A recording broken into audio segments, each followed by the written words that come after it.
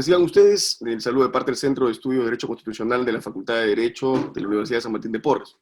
Mi nombre es Pedro Hernández y en esta oportunidad estoy con ustedes para presentarles un nuevo espacio de intercambio de ideas y reflexión en materia constitucional que hemos decidido implementar como parte de nuestra labor de difusión de ideas promotoras de la democracia y el Estado de Derecho. Para ello contaremos con la presencia de diversos especialistas en nuestra disciplina, pero además también en los temas afines que puedan estar vinculados a él.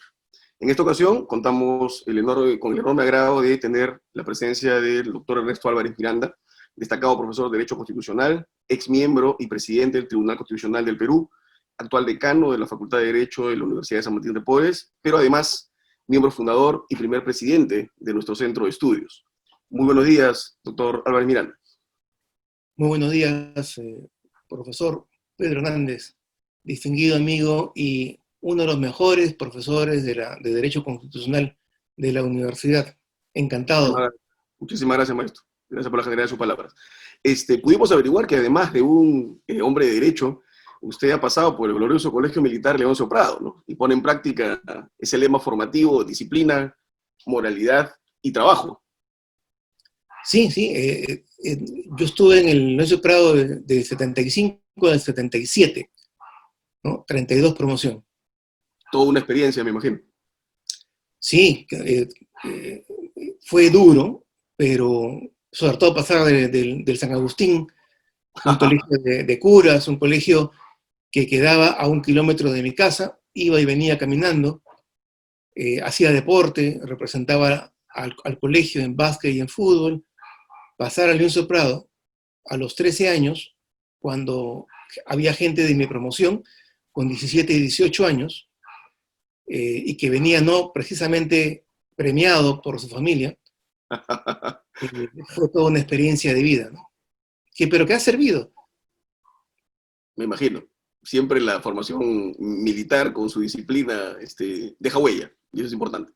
Y además, lo que nosotros le decimos a los alumnos, son las experiencias más duras de la vida las que ayudan a formar carácter y las que arrojan consecuencias positivas para el resto de la vida.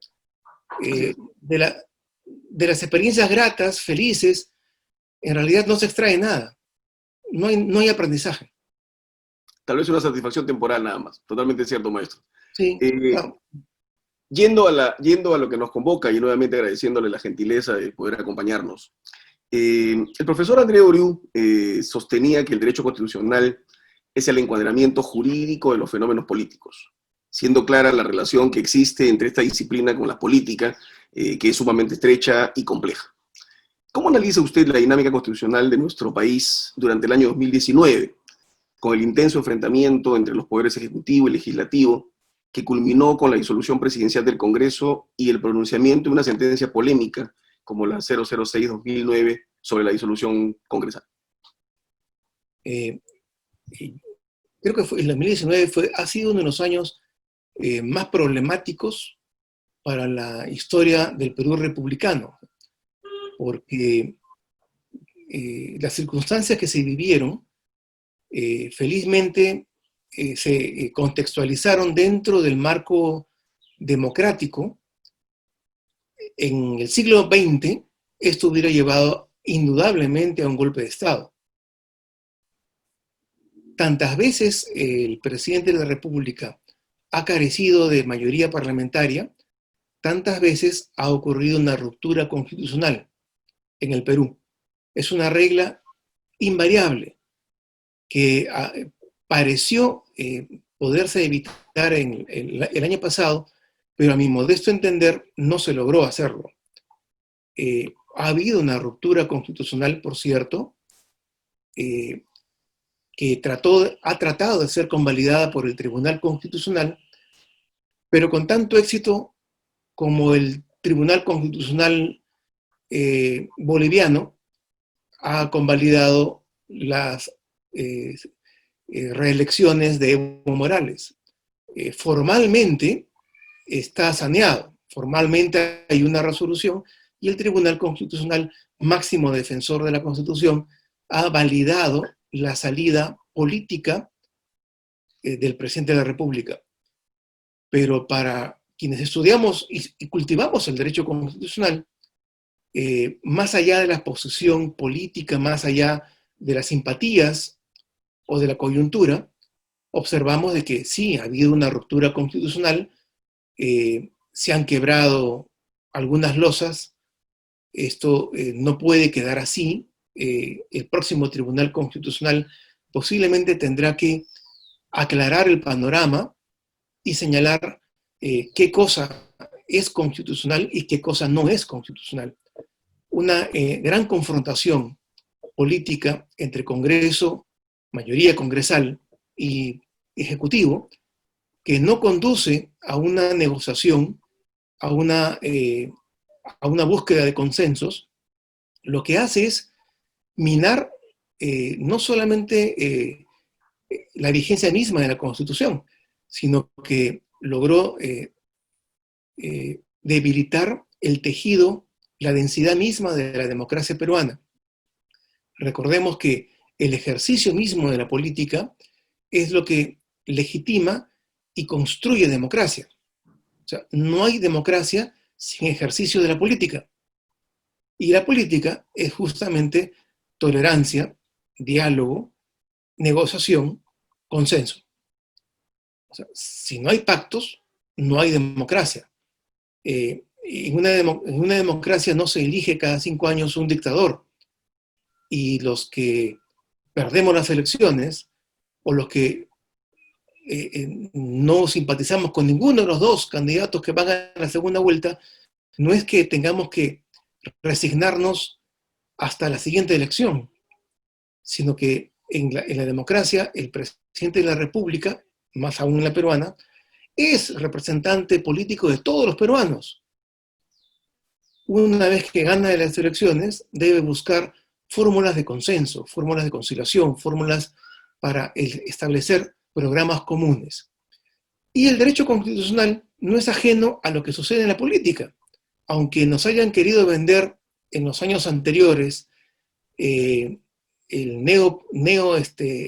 constitucionalismo y fórmulas neopositivistas por las cuales el derecho constitucional vendría a ser una especie de alquimia o de geometría ajena a la política, ajena a lo que sucede, ajena a la economía.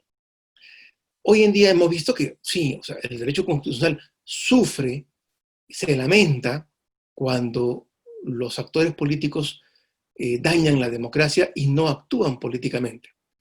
Lo que tenemos es hoy en día la necesidad de seguir caminando, porque claro, no podemos seguir regodeándonos en las infracciones, en las posibles infracciones constitucionales, en los desacomodos, en las rupturas que hemos sufrido como régimen constitucional, pero obviamente lo que viene ahora es también retador.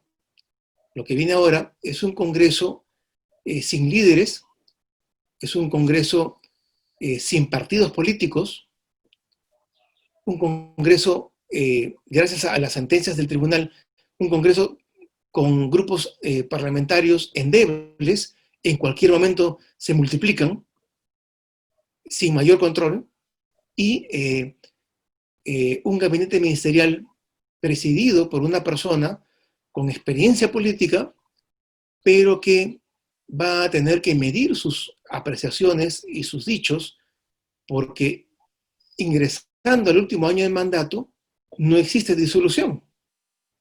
Este Congreso, aparentemente indisciplinado, impredecible, va a poder derribar a cuantos ministros o consejos de ministros quiera, sin que el presidente de la República pueda disolverlo, por lo menos no formalmente, no dentro de la Constitución.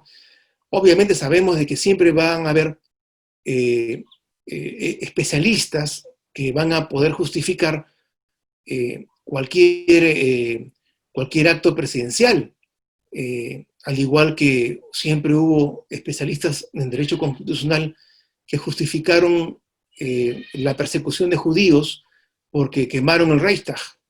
O sea, siempre hay especialistas. El tema es que hay actos que van más allá del régimen democrático y pueden ir peligrosamente destruyendo el Estado constitucional que todos queremos construir. Muchas gracias. Justamente sobre eso, doctor, usted mencionaba que hay que seguir un camino para consolidar las ideas democráticas. Y en eso creo que evidentemente el Tribunal Constitucional se convierte en un órgano muy importante. Estamos justamente, todo parece indicar, no sé si en este Congreso o el siguiente, pero en algún momento va a haber una renovación y se está discutiendo justamente todo el mecanismo de selección. Una pregunta, ¿qué opina usted de que los miembros del Tribunal Constitucional sean puramente constitucionalistas o admitan la posibilidad de tener otros especialistas en derecho? En la práctica se admite a otros especialistas, ¿no es cierto?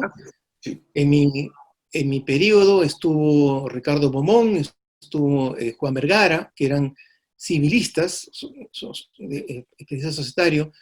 Actualmente María Ledesma viene del procesal civil. Uh-huh. Tenemos, y en contraposición, tenemos al presidente de la Asociación Peruana de Derecho Constitucional, Ernesto Blume. Tenemos gente... O sea, en la práctica no existen la cantidad suficiente de postulantes constitucionalistas para llenar los 6 cupos solo con expertos en derecho constitucional, en primer lugar. En segundo lugar, si se quiere ubicar a mujeres por su valía, por su mérito, por su trayectoria, y no simplemente por tomar la foto con mujeres, ¿no es cierto?, que sería denigrante en este momento ya que no estamos hablando pues del siglo XVIII. Estamos hablando de un momento muy importante donde hay muchas mujeres de valía en el mundo jurídico. Me imagino que deben ingresar, sobre todo en el sexo femenino, deben ingresar mujeres que no sean necesariamente constitucionalistas. Hay varias mujeres constitucionalistas, pero que todavía, tengo entendido, no tienen la edad mínima. Y la mayoría está quizás a la mitad de la trayectoria necesaria para poder tentar una ubicación en un alto tribunal. Por tanto, yo no forzaría las cosas y estos 6 cupos yo creo que se deberían otorgar a constitucionalistas, pero también a personas, a personalidades del mundo académico que ya tengan trayectoria, que ya tengan el peso específico, pero al mismo tiempo que tengan la inteligencia emocional para que puedan trabajar en equipo. En un tribunal no son 7 egos, superegos. Un tribunal como la Corte Suprema norteamericana necesariamente tienen que trabajar adecuando sus puntos de vista para lograr construir soluciones en las cuales ninguno esté totalmente contento, pero en realidad ninguno tampoco sea ajeno. Entonces, en lugar que las sentencias importantes sean la suma de varios votos singulares, el reto para el siguiente tribunal es que se construya sentencias que iluminen el camino constitucional futuro con consensos, trabajados, argumentados, de forma tal que nadie en el Perú, o muy pocos, se sientan ajenos, divorciados de las sentencias, de la jurisprudencia que emane del próximo tribunal.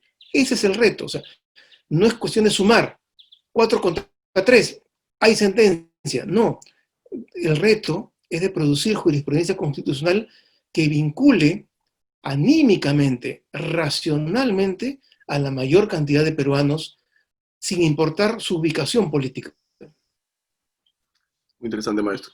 Cambiando un poco de tema, hemos estado en una cuarentena muy larga, con una muy intensa afectación de derechos fundamentales y, tal vez por las cifras que vemos el día de hoy, resultados poco efectivos a nivel humano y a nivel económico. ¿Cuál es su opinión respecto a la aplicación del régimen de excepción para enfrentar esta emergencia sanitaria del COVID-19 y cómo ven los resultados de tal decisión gubernamental en la economía nacional. En primer lugar, felicitar a la Constitución del 93, que previó y le dio al Ejecutivo las herramientas necesarias como para lograr una cuarentena absoluta. Ahora, ya sabemos hoy en día, los que más o menos seguimos las noticias, leemos algunos documentos, de que la cuarentena en realidad es un instrumento que permitía al Estado multiplicar su infraestructura sanitaria y permitía, mediante pruebas moleculares, ubicar a los contagiados y hacer un seguimiento a todas las personas que habían contactado con ese contagiado, así como lo hace Europa. El problema nuestro es de que no tenemos infraestructura sanitaria porque el Estado se dedicó a construir carreteras transoceánicas, a hacer la refinería, a modernizar la refinería de Talara con un costo increíblemente alto, y el Estado no se dedicó a su labor: seguridad, educación, salud, que es la labor principal por la que existen los estados. Más aún en un modelo de economía social de mercado, ¿no? Por supuesto. Y lamentablemente también la mala suerte fue de que, sin quererlo, el cupo en el gabinete que le correspondió a Frente Amplio, al comunismo que apoyó a Vizcarra en la confrontación contra la mayoría parlamentaria fujimorista, ubicó a gente marxista-leninista en el Ministerio de Salud. Pudo haber sido gente vinculada a Estados Unidos, a Israel, a Francia, pero al final tuvimos convenio con Cuba y con médicos cubanos como mejor realización.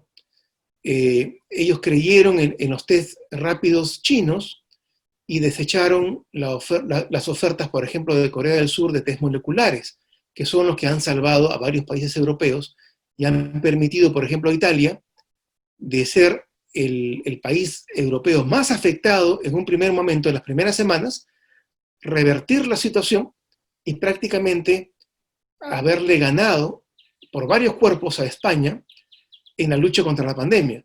¿Pero por qué? Por los test moleculares. Entonces, entendamos de que lo que sucede en política muchas veces tiene graves consecuencias para las personas como nosotros, para las personas del Ande, para las personas de la selva, para las personas de Piura. No es cuestión de que los políticos se pelean y mucho no me importa, sino que las consecuencias de la lucha política tienen graves definiciones como una guerra. Cuando las 2 semanas de conflicto de Cenepa para el Perú significó una deuda inmensa que estuvimos pagando durante varios quinquenios. La gente cree que fue una guerra No cuesta. No. Fue terrible. Económicamente fue terrible. Esto, para nuestro país, nos ha colocado en situación nos ha retrasado en 30 años de actividad económica, de desarrollo económico. Se calcula que el turismo, por ejemplo, ha retrocedido 30 años. Lo que significa de que nosotros y nuestros hijos vamos a pagar las consecuencias de una pandemia mal combatida y que ojalá no vuelva a dar un rebrote. La conclusión básica es la misma. En una economía social de mercado, el Estado debe dedicarse a trabajar lo esencial: seguridad, salud y educación. Muy cierto lo que usted menciona, doctor, porque sí, pues la política, a diferencia de lo que mucha gente piensa, no es indiferente a las decisiones de a pie, ¿no? Y hay que tal vez un poco pensar eso cuando uno va a ejercer justamente el derecho al voto, y no solamente un tema de programa, sino también de personalidades, ¿no? Usted hablaba de equilibrio emocional, y eso es un factor muy importante para los políticos. Así como el médico, no, yo no conozco un médico que le tenga miedo a la sangre, no imagino un político que se pique, ¿no? O sea, es un poco por ahí, entiendo que va el comentario. Por cierto, doctor, volviendo un poco al tema constitucional político, usted lo mencionaba, el Congreso es un Congreso indómito, ¿no? Un iconoclasta, pero sin embargo ha vuelto a poner en la mesa el interés por implementar una reforma del sistema político nacional. Y tal vez en esa, no como resultado de mucha reflexión, pero sí pienso yo con la cabeza caliente, ha puesto o ha autorizado algunas modificaciones a la Constitución que son polémicas, ¿no? ¿Qué opinión le merece a usted la eliminación de la inmunidad tanto parlamentaria como de otros altos funcionarios del Estado? Y esta aprobación de un proyecto de ley que impide, por ejemplo, la postulación de personas con condenas en primera instancia. ¿Hay algún viso de inconstitucionalidad? ¿Qué piensa? A ver, el tema de la inmunidad y el antejuicio debe ser trabajado de una manera técnica. Lo que pasa es de que la necesidad política de coyuntura hace que desde Palacio de Gobierno se establezca en la agenda, como si fuese prioritario, un trabajo de diseño constitucional en cuanto a la inmunidad parlamentaria. Se trata de arrinconar a los congresistas, que son en su mayoría personas de tercera y cuarta línea en la política peruana, gente que todavía no tenía la experiencia necesaria ni la trayectoria para estar en el Congreso, arrinconarlos políticamente para obligarlos a que, como el Congreso anterior, a que sancionen lo que más daño les hace. El Congreso anterior fue obligado, por falta de manejo y criterio político, a aprobar su no reelección. Prácticamente fueron, como Sócrates, obligados a beber cicuta. Y este Congreso también, este Congreso fue obligado a aprobar la eliminación de su inmunidad parlamentaria. Recordemos que el congresista que no tiene protección jurídica para lo que dice, para lo que vota y para lo que investiga, es un congresista disminuido, es un congresista expuesto a las mafias, a los grupos de poder, expuesto a las denuncias de cualquier ciudadano común. O sea, los congresistas votan leyes buenas o malas, pero que afectan normalmente a mucha gente. Si ponemos de que, si se aprueba de que no puede haber ómnibus interprovinciales de más de 20 años de antigüedad y no tienen inmunidad, los empresarios de provincia que tienen buses camión, que tienen ómnibus muy antiguos, les van a presentar denuncias penales, y no solamente en Lima, sino en lugares recónditos de la selva, y los congresistas van a tener que ir a responder de su peculio, ir a responder ante los juzgados de la sierra, de la selva, por haber aprobado algo que en realidad es beneficioso para la salud y para la seguridad de los peruanos. Y así, cada ley que aprueben, cada votación que aprueben, estarían siendo denunciados por aquellos que afecten. Entonces, en ningún país del mundo civilizado que no tenga un poder judicial ya maduro, alguien habló, bueno, pero en Inglaterra no tienen inmunidad. Sí, pues, pero en Inglaterra los policías hacen rondas sin armas de fuego, ¿no es cierto? Los célebres bobbies. Y a nadie, salvo los extremistas radicales musulmanes, a nadie se le ocurre atacarlos, ni acuchillarlos.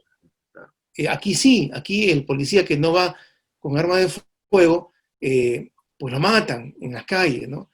Entonces, no se puede extrapolar la realidad de otros países en forma arbitraria. O sea, Inglaterra para esto, Suecia para esto otro, Irán para este otro. O sea, la realidad peruana es absolutamente diferente. ¿No? Uno va armando a pedido.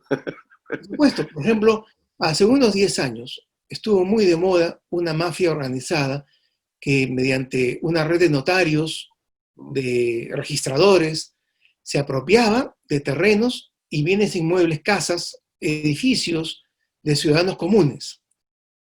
Pues esa red fue combatida por un congresista, justo de Acción Popular, que lamentablemente no pudo optar por la reelección. Él no hubiera podido hacer nada y posiblemente lo hubieran encarcelado los jueces comprados por esa mafia si hubiera hablado siquiera.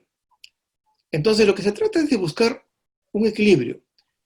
Es justo que la Corte Suprema, envíe un pedido al Congreso y demore meses en ser votado para levantar la inmunidad a un congresista. Obviamente no. Pero eso se soluciona con una regla. Oiga, ante el pedido de la Suprema, la mesa directiva resuelve en 72 horas.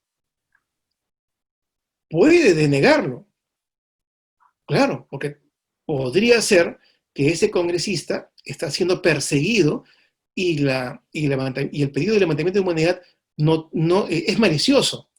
Entonces puede denegarlo, pero en 72 horas tiene que expedir una resolución motivada.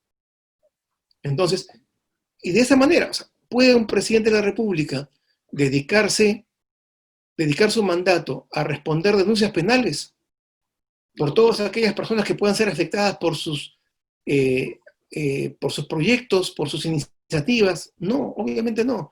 Un ministro tiene que ir a los fiscales a responder por lo que hace o no hace. Obviamente que no.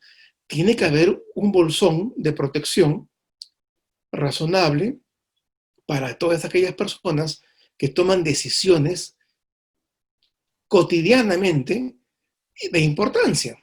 Eso es razonable. O sea, eso lo puede entender cualquier muchacho que comience a estudiar derecho. Pero si lo llevamos al callejón de la lucha política cotidiana, allí vamos a encontrar soluciones no satisfactorias para el Estado constitucional de derecho. Doctor Álvarez, y el tema de la prohibición de postulación para las personas que tienen una condena en primera instancia, ¿qué le parece?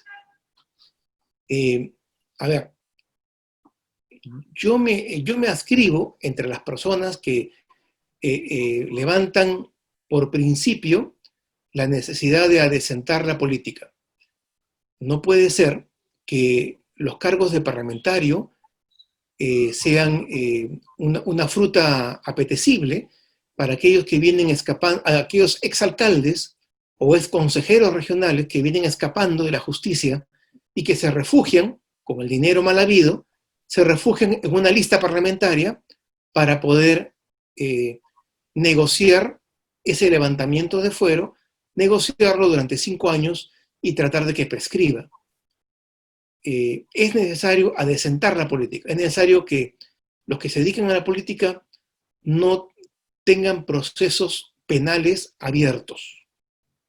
Técnicamente, maestro, disculpe, hay ahí una Sí. intervención en un derecho fundamental. Pero el tema está en que en derecho constitucional no toda intervención es irrazonable. Y eso es bueno entenderlo a veces, porque no hay derechos fundamentales absolutos. Entonces, de lo que se trata aquí es de que tal vez sí existe una justificación para poder hacer esa intervención o esa limitación en todo caso. Sí, porque el régimen democrático no resiste más delincuentes dentro del Congreso, ni dentro del gabinete ministerial, ni dentro de los gobiernos regionales. Tenemos que limpiar la política. Y si para eso hay que establecer restricciones al derecho de participación, pues yo creo que es justificado. Un proceso penal abierto sí debería especificarse en por qué delitos, para que no sea una cláusula abierta.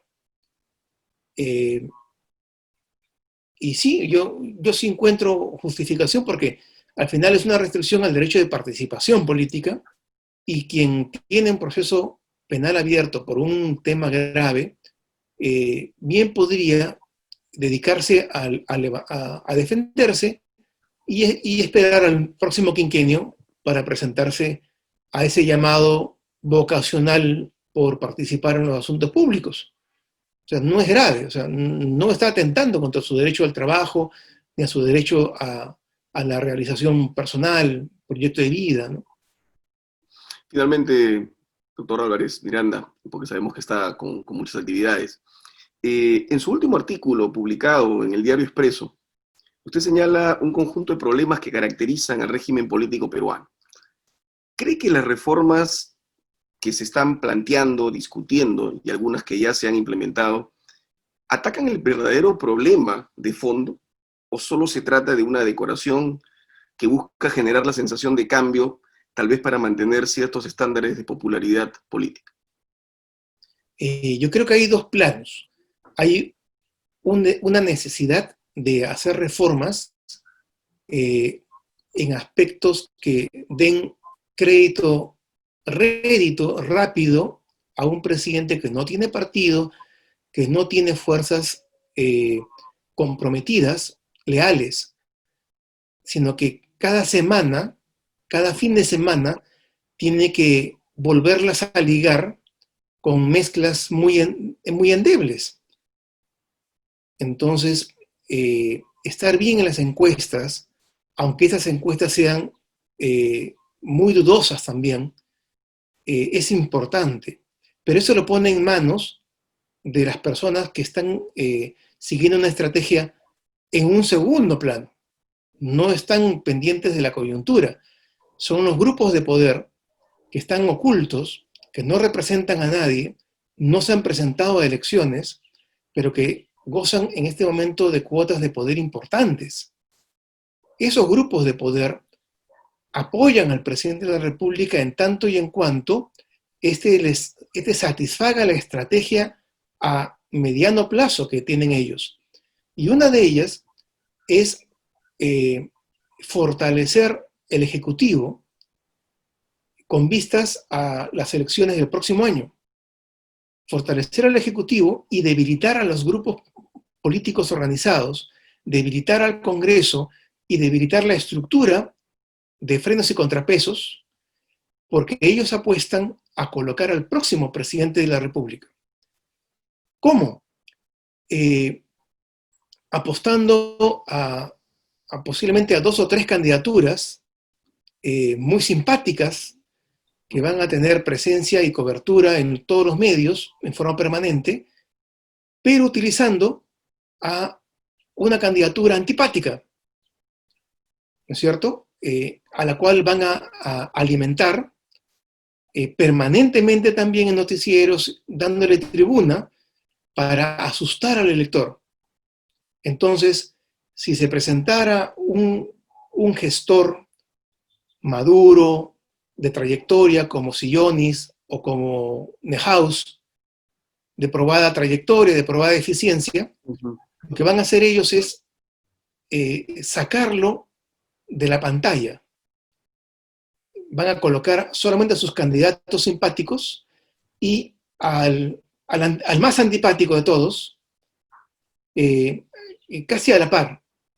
Entonces, usted y yo, que queremos votar por una persona madura, una persona con trayectoria, alguien que visualizamos como un presidente correcto, ¿no es cierto?